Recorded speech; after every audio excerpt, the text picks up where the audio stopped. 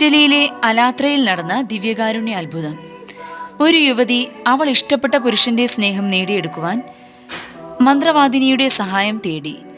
മന്ത്രവാദിനി അവളുടെ കാമുകന് വശ്യ ഔഷധം ഉണ്ടാക്കുവാനായി വാഴ്ത്തിയ ഒരു തിരുവോസ്തി കൊണ്ടുവരാൻ അവളോട് ആവശ്യപ്പെട്ടു. വിശുദ്ധ കുർബാന സമയത്ത് തിരുവോസ്തി സ്വീകരിച്ച അവൾ അത് വസ്ത്രത്തിനുള്ളിൽ ഒളിപ്പിച്ച് വീട്ടിൽ കൊണ്ടുവന്നു.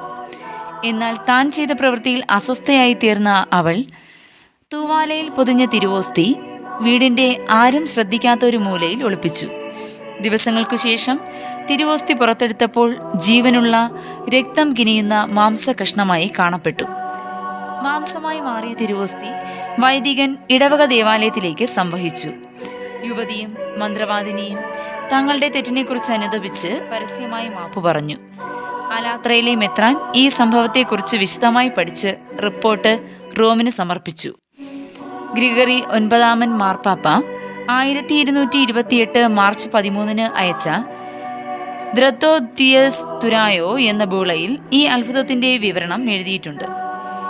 മാംസം ധരിച്ച തിരുവോസ്തിയുടെ ഒരു ചെറിയ ഭാഗം ഇപ്പോഴും വിശുദ്ധ പൗലോസ് അപ്പോസ്തലന്റെ നാമധേയത്തിലുള്ള അലാത്രയിലെ കത്തീഡ്രലിൽ സൂക്ഷിച്ചിരിക്കുന്നു.